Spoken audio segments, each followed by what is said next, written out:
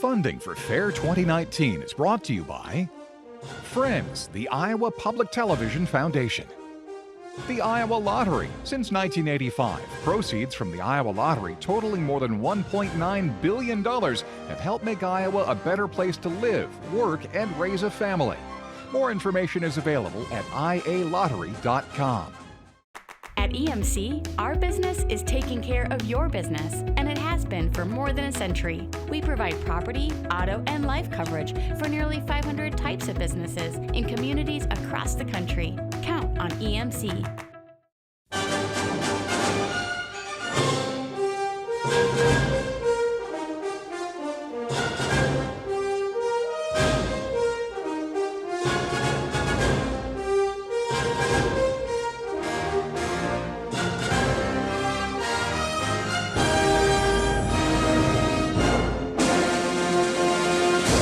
Hi everyone, I'm Bill Riley.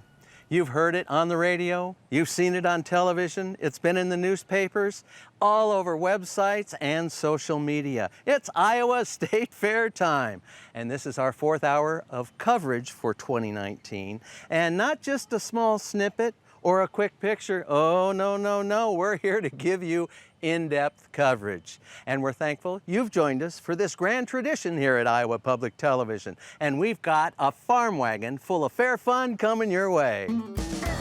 Like the Rooster crowing contest. Sounding great, guys. The Cookout competition will reveal some of Iowa's best home grill masters. And that crazy Canadian Bandaloni will wow us with his musical talents.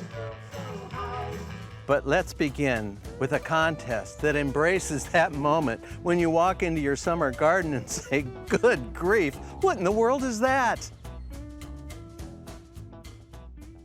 In the history of the Iowa State Fair, people have seen some unusual things. Whether it's an ace acrobat who's juggling bowling pins 15 feet in the air, or daredevil women launching themselves out of cannons, it's in the fair's DNA to show spectacles, the strange, the weird, and the unusual.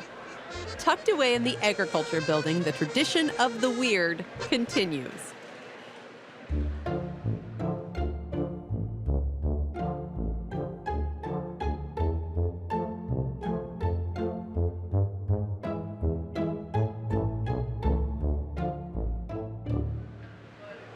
Sure, you can see perfectly straight green beans or a head of broccoli that's practically the Adonis of the plant world. But you can also check out the island of misfit vegetables. Well, we have our odd vegetable contest today. So it's anything that just randomly grows out in your garden. Most of the time it's stuff from last year that reseeded in and you didn't know you had it. And then you're like, well, let's just take this to the fair. We're going anyway, so we might as well pluck it and get it going. Oh my God. What is it? Oh my God, look at that head. Oh, that one, I was laughing at the carrot. Looks like his legs. Anyone can enter the most unusual vegetable contest. Over the course of this grand tradition, judges have seen some pretty uncommon, abnormal, and truly atypical vegetables. Just the uniqueness of the vegetables. It really is a curious how things grow and how they're different.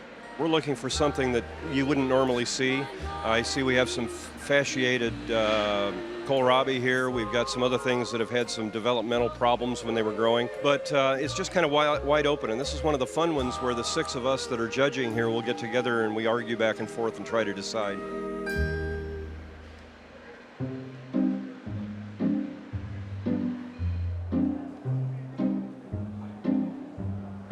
I'm guessing that's a gourd. It's definitely harder to judge because of the uniqueness of the vegetable. Oh, it looks like a seal. That's what they've called it. You want to pick out the one that's more unique than the rest of them. It's nice when they come up with creative names. Cucumber. Anybody up for a jog? This one's called Burpless Twins. Three-eyed monster.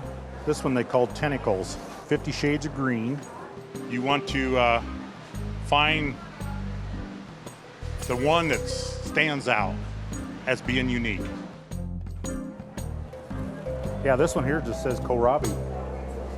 It's unusual. That one does. Okay, I'm happy. that worked for you? That worked for me. Yeah. Okay. Yeah, that worked, but The next time you're out gardening and you see a tomato that looks like a snowman or a carrot that might just walk away with the appendages it's grown, think twice before throwing that strange thing away. You might just have an award-winning vegetable. No, there's not a lot of effort in these. It's just nature's way of ha-ha. 4-H is well over 100 years old, and at the Sheep Show, students show off that well-known 4-H work ethic. Well, I'm standing outside of the sheep building on the Iowa State Fairgrounds where the 4-H Market Lamb Show is going on. We're going to check that out in just a second. A few quick facts for you, though. There are 481 sheep being exhibited in 23 different classes today, so let's go in and check it out. Today's judge comes from Olton, Texas, and that is Mr. Logan Newsom. He and his family run a 450 head sheep operation. Obviously, within each particular breed, there's things and factors that you have to consider. But I think when it gets down to it, this is a market animal. So one of the initial sorts for me will just be one that's heavy muscled and correctly compositioned from a muscle and a fat standpoint. And then after that, it's a show. We're trying to build these animals and make them to where they highlight some attributes that are fit for the show scene.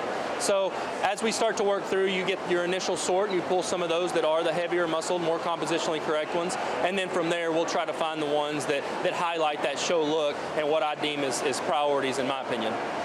Well, it's an ever-evolving business. We're obviously all trying to make them as high quality as we can. Whenever I first started showing sheep and was younger, I would say that we have made significant strides to improve the livestock, not only in the sheep barn, but in all aspects. And so it's always going to change. There's always going to be new areas that we try to focus on as breeders. And at the same time, you know, whenever we have kids that are showing and those youth, there's always those things you're trying to continue and improve on that livestock. So I don't know if there's anything that you can just put your thumb on and say this is what has changed, but I think without question as breeders and as livestock enthusiasts, we've certainly improved each one of those species over the years and hope to continue and do so. I would say that maybe we don't have quite the extremes in the swings and the pendulum as maybe some other species do. It seems like we do gravitate more to certain areas and then we kind of gravitate back and then we go to other areas. But I think we probably try to find a little more of a middle ground. Not for any other reason than it's a slower process with sheep, maybe similar to cattle, where those animals might only have 1 or 2 babies a year, and so you can't change as fast as say you could in the swine industry where they're having multiple litters, multiple babies, and those can then really change. So we're probably a little slower, and I think in turn we maybe stay just a little more on middle ground there and don't have quite the swings and extremes. I think the quality and the depth that you guys have put together this time is absolutely second to none as far as state fairs that I've had the opportunity to sort. Classes that were 8 and 10 deep, classes that you would have an opportunity to dismiss some kids that sheep could go to different states and different state fairs and be highly, highly competitive. So if you're an exhibitor that's not out here, I know it's frustrating. I've been on that side of the fence more so than the ones that they get to sit out here in the middle. But at the same time, if it's any sort of a small token, it was extremely competitive. There were some decisions that I had to make that I will think about for the next few days on the way home.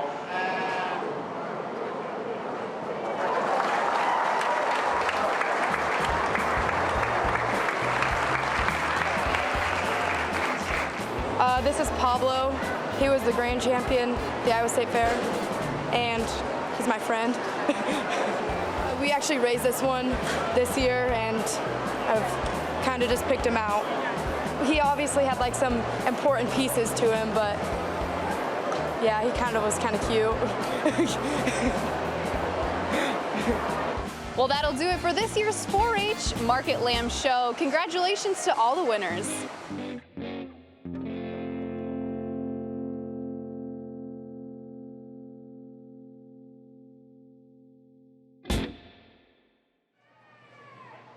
These roosters are clearing their throats and warming up to blast out their famous vocalization in hopes of winning top honors.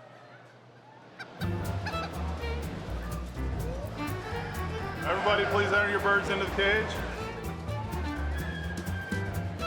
So a rooster crowing contest is the participants actually enter their own birds. So we don't supply them for them. They're personally owned by them. And then they get 30 minutes to see how many times they crow. 30 minutes starts right now. My grandparents started about 28 years ago. I am in charge with Andrew, my husband, for the rooster crowing. We inherited from Grandma and Grandpa, and now we're taking over. I actually hold the record for 78, I believe it was, back in the early 90s. I don't compete anymore, but I do let our kids.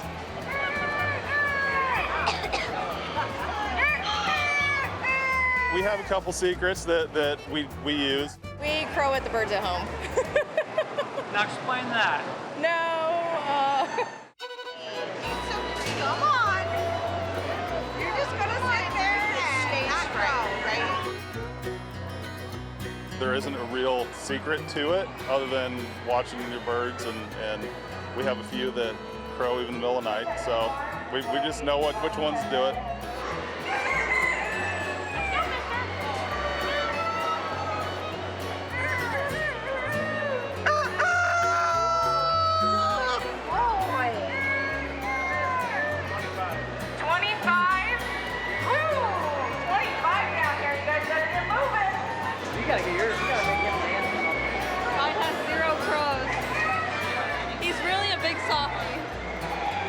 Up to his name, Mr. Butterfly.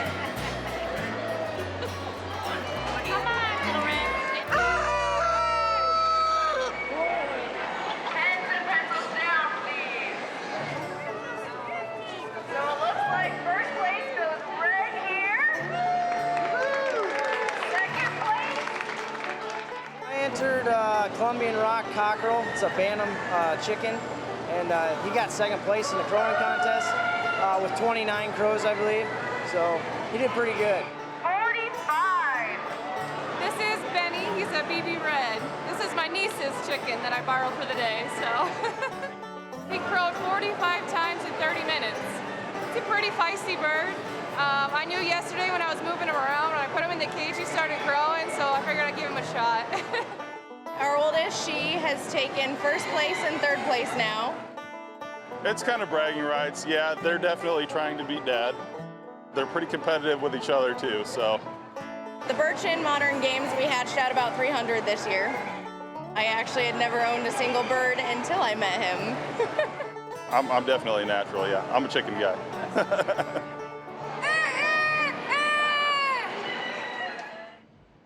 Dean Borg is an amazing storyteller, and he joins us now to bring us another State Fair flashback.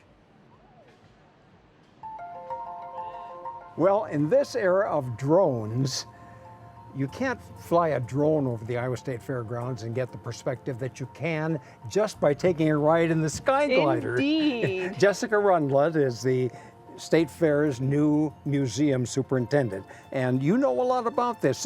This wasn't always here, of course, but when did it come in? This Skyglider first opened for the 1975 Iowa State Fair. The State Fair Board contracted with a firm out of New Hampshire to install the Skyglider. And how long is it? Is it a mile long or just across the fairgrounds? What does it connect? It connects the flat area of the fairgrounds down at the Grand Concourse. It's really a way to take an express trip up to the top of the hills. Save a little breath. Indeed, yes, yes. indeed. But there are two Skygliders. Yes, this original primary colored Skyglider has been here since 1975. And then there's another Skyglider just south of the Varied Industries building that was installed in 2003. And the cost was affordable, apparently, because State Fair thought that they could do it. Yes, this Skyglider ran $175,000 to be installed, and that first year, a one-way trip was 75 cents. Well, then that's the way to get from one end of the fairgrounds to the other without having to walk it.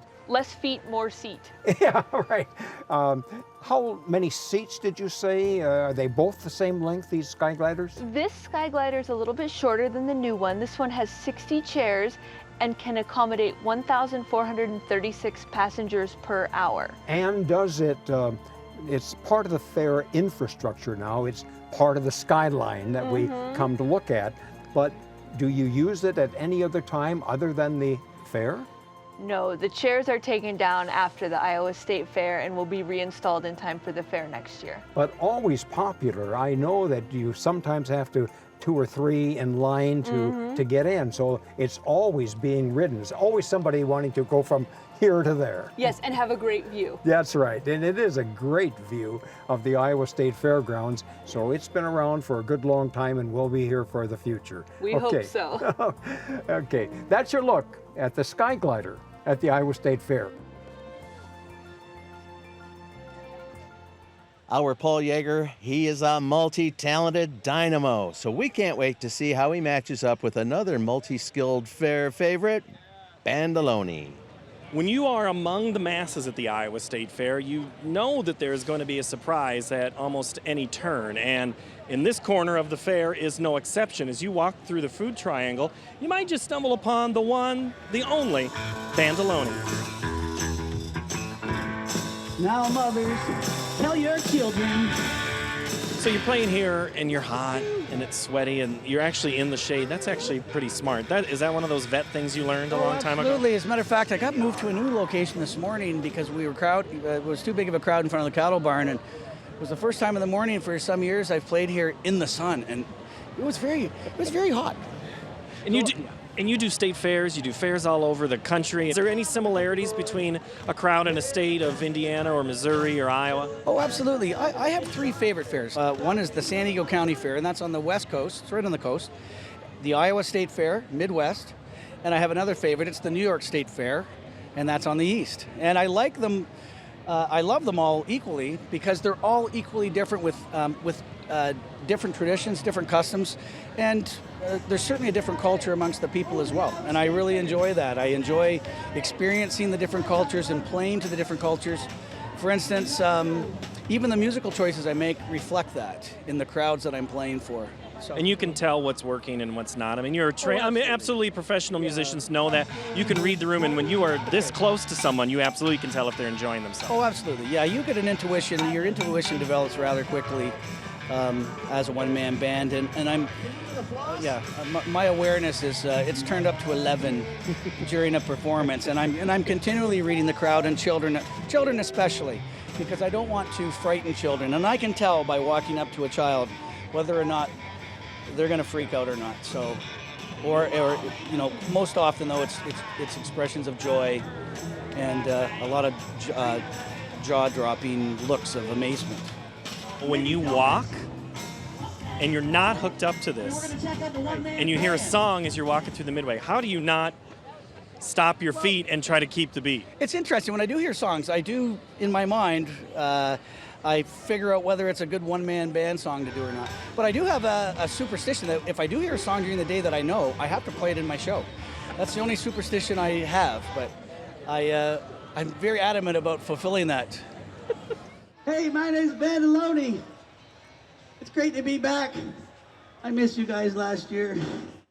What drives you? Because as a solo guy, you don't have somebody's energy to feed off of, but you also don't have to worry about somebody's energy bringing you down. So what's the internal mechanism in you that keeps you coming out every single day? Paying the mortgage.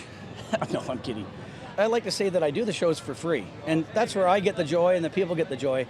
What fairs pay me to do is travel and live out of a suitcase and fix equipment and cart all this stuff around. And so the enjoyment and the thrill for me is seeing the enjoyment and the thrill in people. Oh, I should have used energizers. And I like to think that I'm sort of doing a community service by allowing folks to forget about their troubles for however short a period of time and the troubles in the world at large. All right, be cool, stay warm. Always take care of the ones that you love. See you tomorrow. Thank you so much. students who are experts in agriculture gather in the Livestock Pavilion for a contest about showmanship and knowledge. I'm Abby Brown, and today we're at the Youth Livestock Judging Contest, where the youth are the judges, and they're also being judged on their judging. Wait, did I get that right?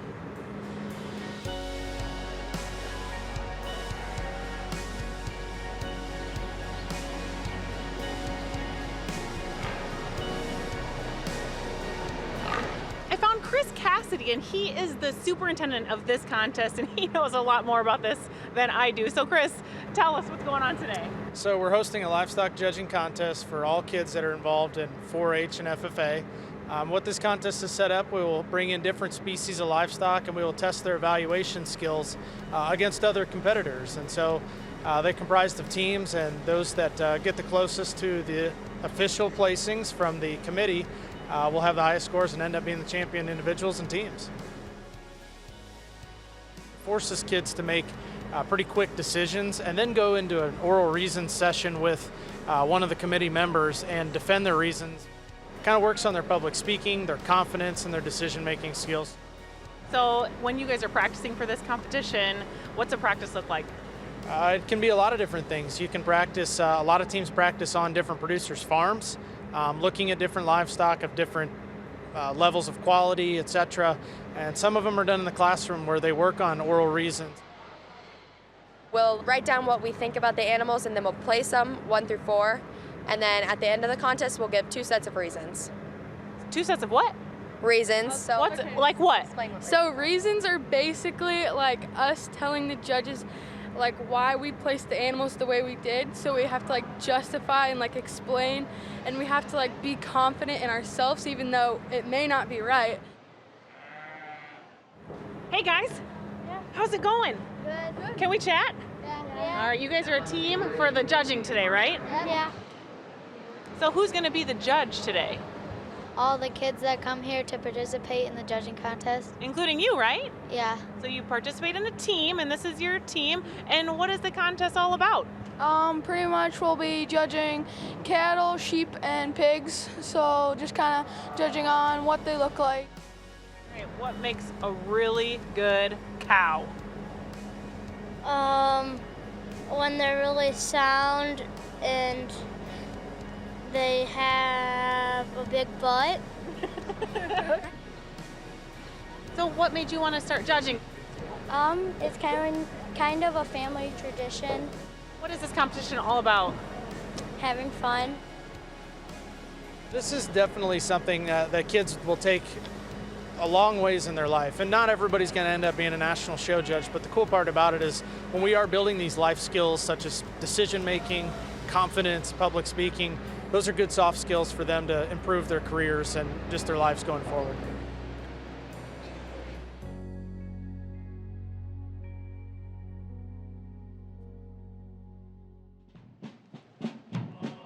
It's time to honor and acknowledge our heroes as they parade down the grand concourse. Thanks to all of them for their dedication and service.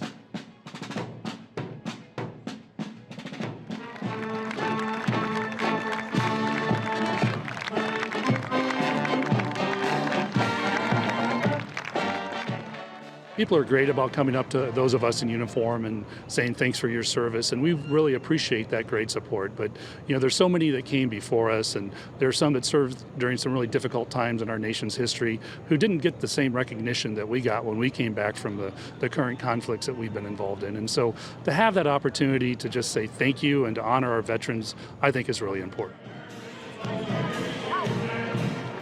Now, ladies and gentlemen, 75 years ago, young men laid aside all their rights and freedoms to go and to fight and secure the rights and freedoms of people they didn't even know.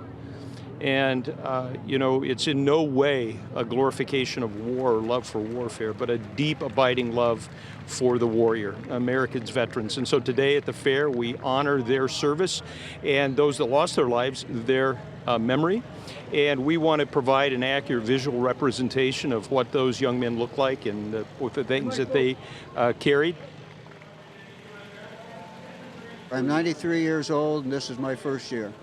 Well, it brings back some memories, certainly some of them very fond memories, some of them very sad memories, and I'm very happy to take part in the parade. I'm amazed, first of all, at the number of units taking place in the parade and the number of people who actually are here to view the parade.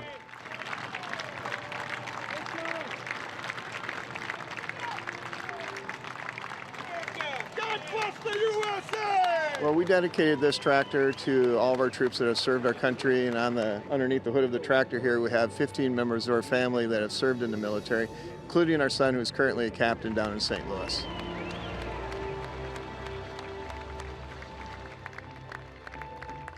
As a veteran myself and two of our sons, our oldest son has been deployed 5 times and our youngest son middle son has been deployed 4 times. And I had one tour in Vietnam in the 1960s to keep the spirit alive. Recover. Us veterans believe in ourselves, and we believe in our flag, believe in our country, and we believe in the meaning of the flag, that it stands for something, the greatest nation on earth, and we don't have to back down from anybody.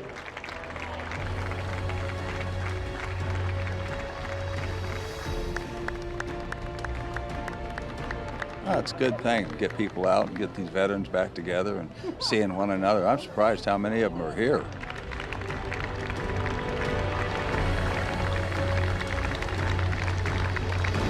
Thank you for your service.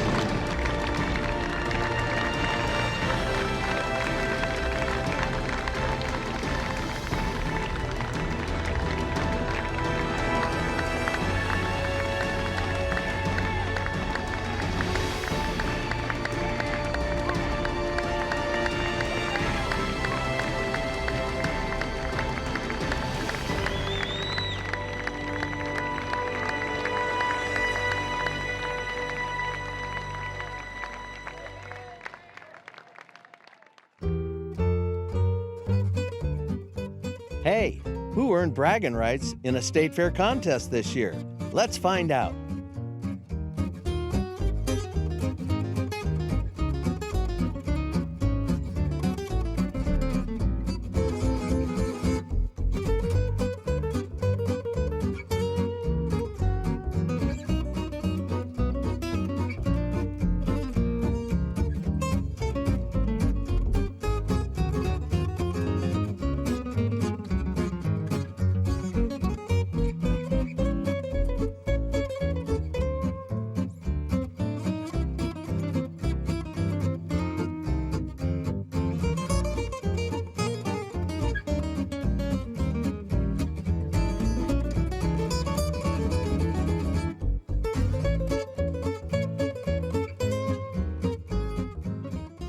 We've hit the midpoint of our coverage for tonight, so we're going to take a quick break. But we'll be back in a flash with more fantastic fair highlights.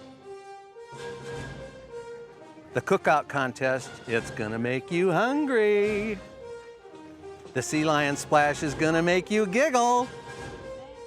And our nightly Point of View segment is going to make you wish you were here at the fair.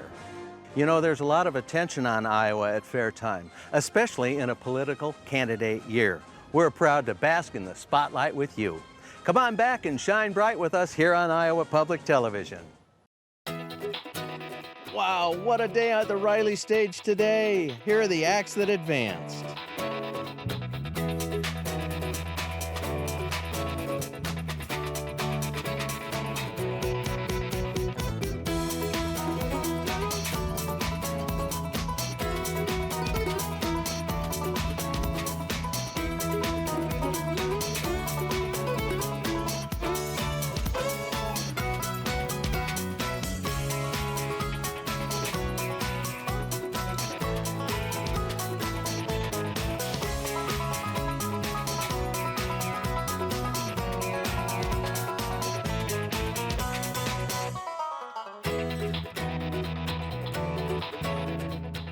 Now remember, the championships are this Sunday, so tune in to watch us crown this year's champion right here on Iowa Public Television.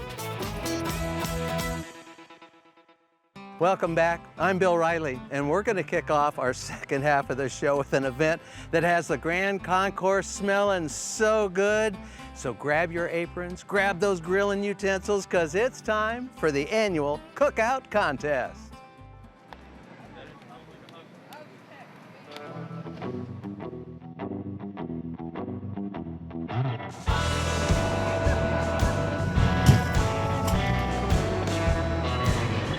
Man, I'm ready to bring some good barbecue today.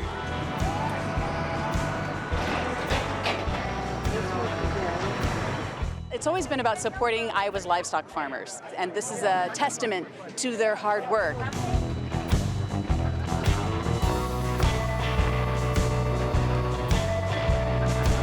Is the pork loin has a piece of meat all the way to the back, pretty much halfway up. It's called the dark meat of pork loin, and I call that the money meat.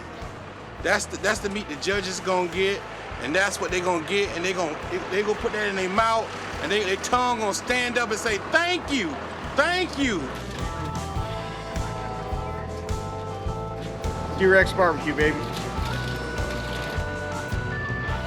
We are sampling what's called the Works. It's a breakfast brat. It has hash browns, cheese, eggs, green pepper, and onion. And I can speak for myself as a chef that it takes a definite passion to want to do it, and then to put it out there for people to judge. It's pride. It's pride, and it's something that they've won an award for, and it's how they've gotten here. It's been on a smoker for a good 3 hours. What temp? 250, 275 in there. So with the pork loin, it's become a big favorite of my wife's. Crunch on the bacon's a good mouthfeel to taste on that. Yeah. Yeah, and you almost don't need a sauce, but pineapple pasta. Exactly, so much juice in there. Yeah.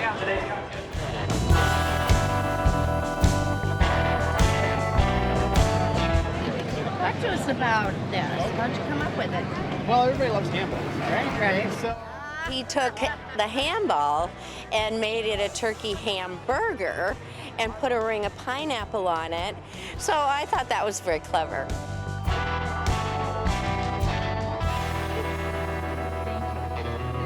It's just so fun to see people enjoy your samples, you know, and give you good feedback and stuff, and just getting out here meeting people. I mean, it's fantastic.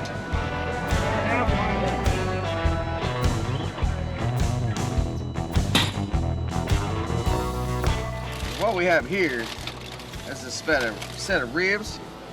You take the toothpick. See, Sean's gonna check it for me. Are they done? They tug a little bit. Oh, right there is done.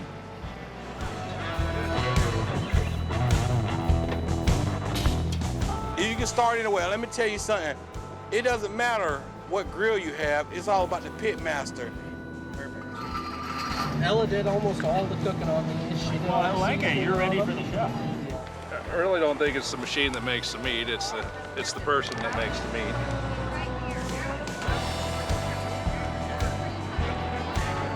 Well, I think it's important to always look for ways to make that connection with the consumers, right? Because so few people actually farm these days. And they might have questions about how folks farm, but also about the meat itself.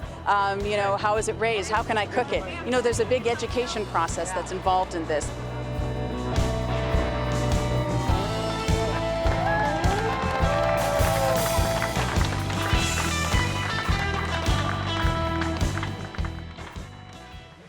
A spectacle for kids and adults alike, Sea Lion Splash demonstrates how social and intelligent sea lions can be, not to mention entertaining. Now that we have us see our little slow dancer. And let's drop those rolls.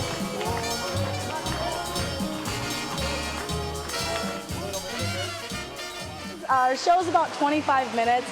I love doing the entertainment. I feel that there is an importance when it comes to entertainment, especially with animals, to retain knowledge. People want to see the fun stuff. But I believe there's a fine balance between education and entertainment. I want to talk about recycling. I want to spark interest in people to help our wild counterparts of my girls. If it takes watching a sea lion recycle in my show for a kid to be like, Mom, why are we throwing this away? Why can't we put this in a recycling bin? that's what I want. So it's a lot of fun. There's dancing, but there's a whole lot of education as well. And I talk about a lot of different things. She lifts up those whiskers. Very good girl. So here at the fair, I have 3 sea lions. The one behind me is Stella. She's a South American sea lion. She was rescued when she was just a couple of years old, so her age was kind of a guess, but she's somewhere between 16 and 18 years old. We're one of only 3 companies in the U.S. to house South American sea lions. And then I have 2 Callies, a 4-year-old and a 6-year-old. The 6-year-old, her name is Lily, and I've been with her right over 5 years. So I met her when she was about 55 pounds and she was on a bottle, and I instantly fell in love with her. And then Avocado is my 4-year-old, and she came to us from a shark attack. She was a year and a half when she arrived to us. Sea lions were kind of always my passion. I had my first internship with dolphins and sea lions, and it really just solidified how much I generally enjoyed the sea lions. I can go in the water and play with them there, but I can also come out and we can go for walks. It's just, their personality is more prominent to me, and it's definitely a lot more fun for me to work with an animal that I can kind of take a little bit wherever. Good job. Arms up, all the way up. Good, that was beautiful. And one more, you can do it all the way. Very good, girl. I'm hoping that people will take away a love for these animals and a want to help in our environment. We have a lot going on with our oceans. We have a lot going on with, global warming and things like that. Anything that someone can do to help that's one step closer. People assume that they're not making a difference, but if we have 100 people all saying that same thing, it is going to make a difference. Anything I can do to educate and help people with conservation, or just to fall in love with these animals. They're amazing animals. I want people to see that. Come up, ask questions, learn about them. I love to sit and talk. It's what I like to do the most. So I want people to want to be interested and want to learn from this show being here.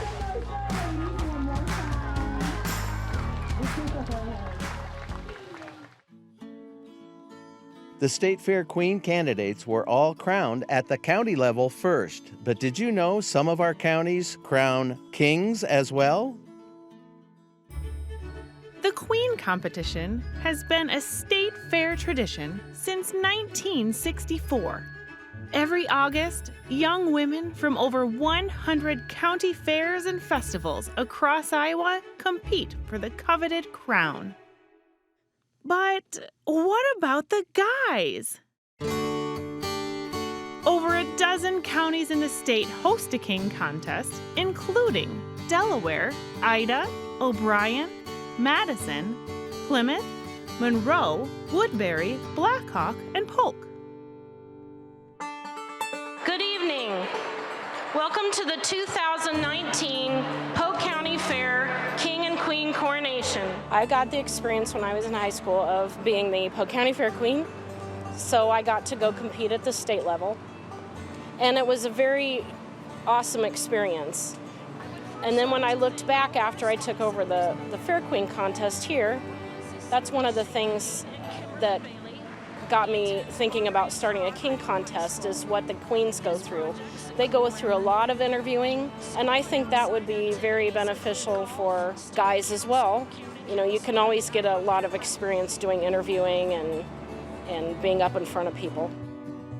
We've got 6 candidates this year. Up in the king contest is Tyler Meister of the Altoona Hustling Herdsmen. So our king is Wyatt Bailey of the Bonneret Go-Getters and Lydia Johnson of Southeast Polk FFA and We Excel.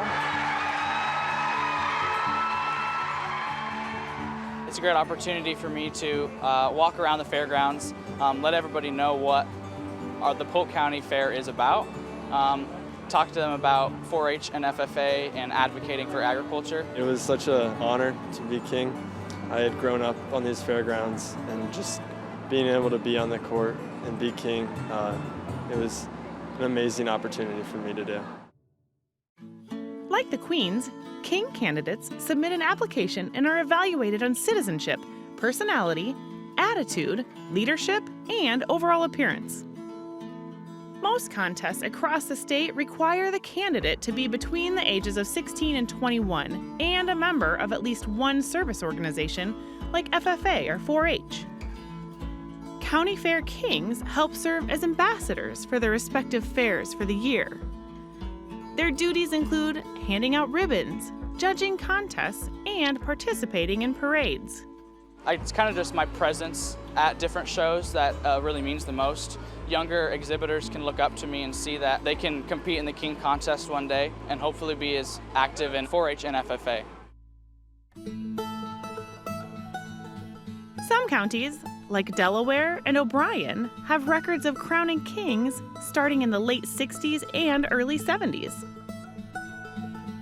Other counties, like Polk, Plymouth, Monroe, and Woodbury, launched their King contests within the last 20 years. As for the future, I would like to start a contest at the state level, only because, again, I feel that we have just as many talented young men, and I know the Queen contest at the state level gets a lot of recognition, and I'd like to see the King contest get just as much. And I think they kind of enjoy it. So I want to just keep it growing.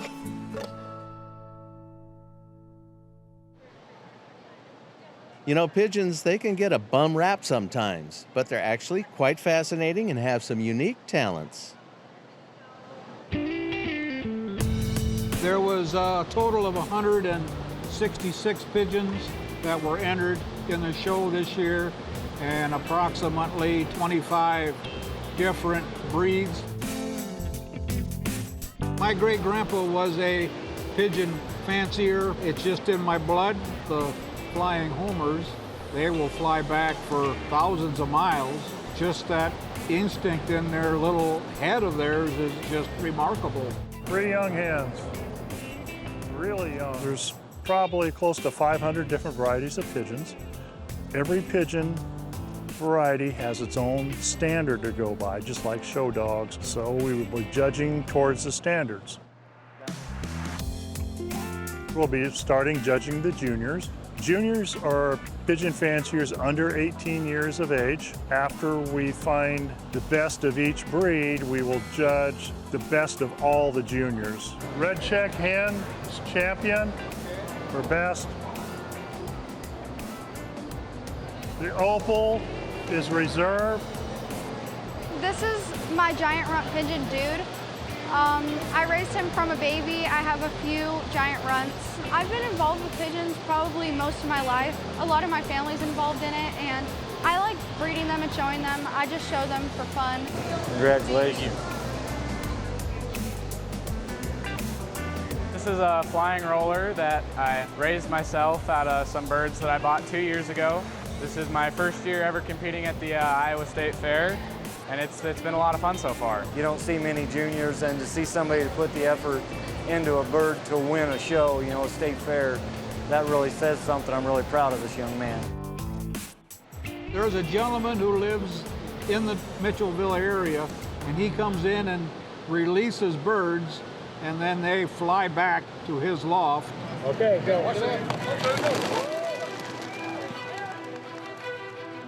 Should take them 10, 15 minutes to fly home 12 miles. With no wind, they can fly 50 miles an hour. They all have a band on their leg with a chip in it. The chip's assigned to that bird. When he crosses the pad at home, he'll clock himself. Computer will spit all that out and tell us who won. Well, there's a lot of rare breeds that wouldn't be around if it wasn't for us guys still breeding them. Some of the rare breeds, they cannot raise their own babies.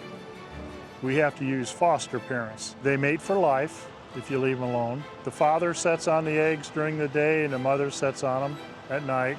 It takes 18 days for them to hatch, and they produce what's called pigeon milk, and they regurgitate it, and that's how they feed the babies. My favorite part is racing them. It's amazing that they come out of a little bitty egg. 4 months old, we're sending them out 400 miles for a 400-mile race. I'm just amazed by how they can come home from that distance. Their favorite part is when we take them out training. We take them out in a pickup, and then the boys get to turn them loose. and then we race them home. This one, faster Papa. We're going to be the loser. Papa's not going to get a ticket. Chinese Owl's going to be champion overall.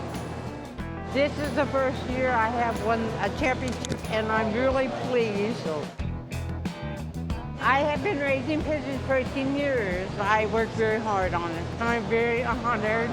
I can't believe it.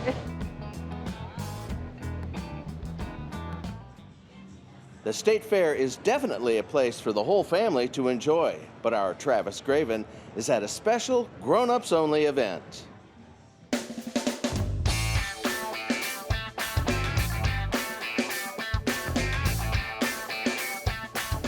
The Elwell Family Food Center normally closes at 9 p.m. each day, but tonight it's open late for a group of fairgoers with special access to Fair After Dark Hungry Games. And we have your ticket inside to see some of the fun.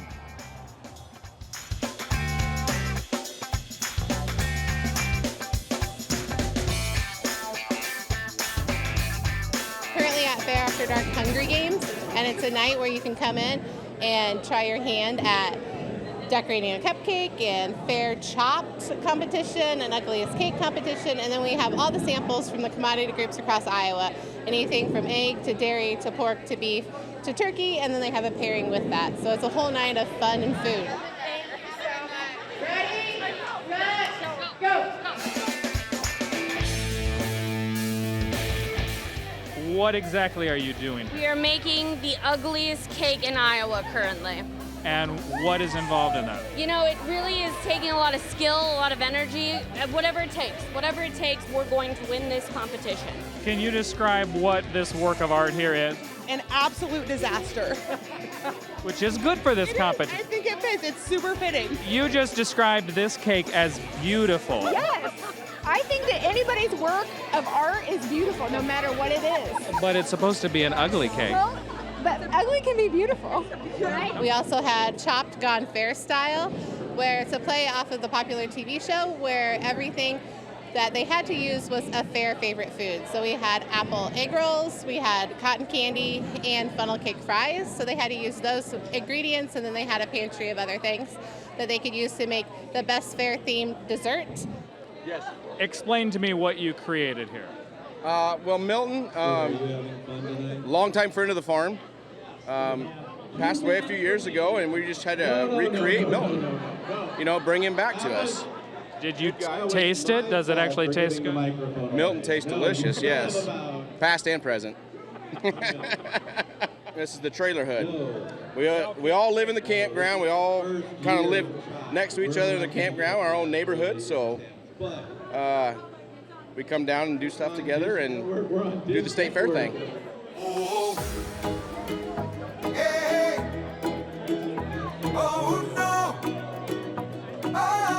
We're doing an apple cream cheese with a funnel cake bottom, cream cheese and apples, and the fritter on top with an ISF on it for Iowa State Fair.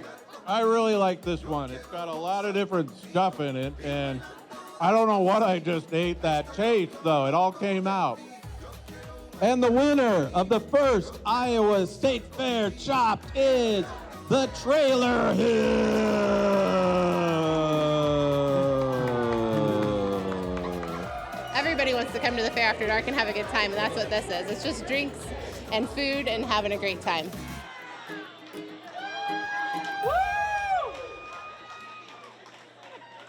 I've had the pleasure of seeing many of you out here at the fairgrounds, but for the folks that were unable to make it, here's a chance to feel as if you were there at the fair.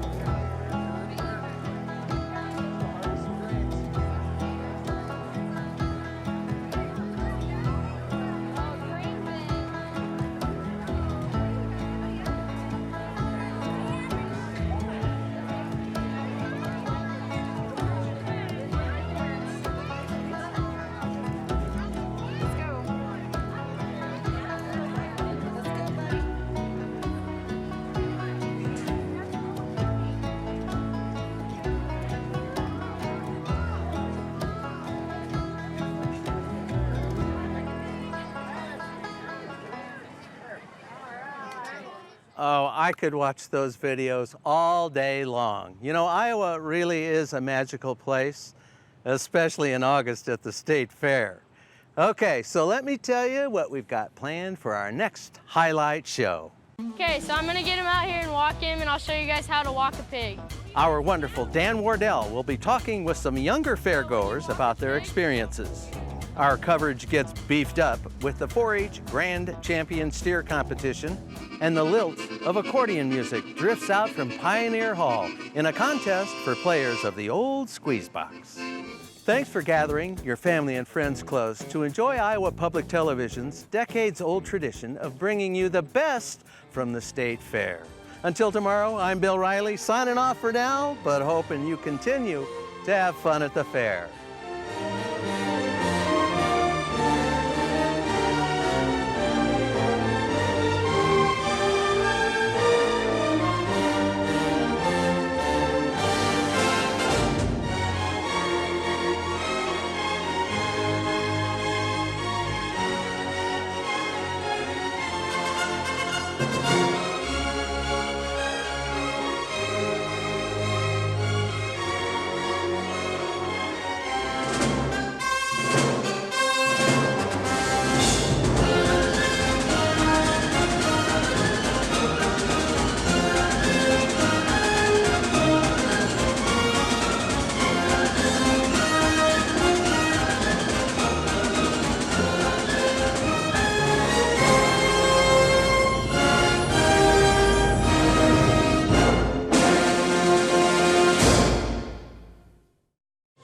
Funding for Fair 2019 is brought to you by Friends, the Iowa Public Television Foundation, the Iowa Lottery, generating proceeds for important Iowa causes since 1985.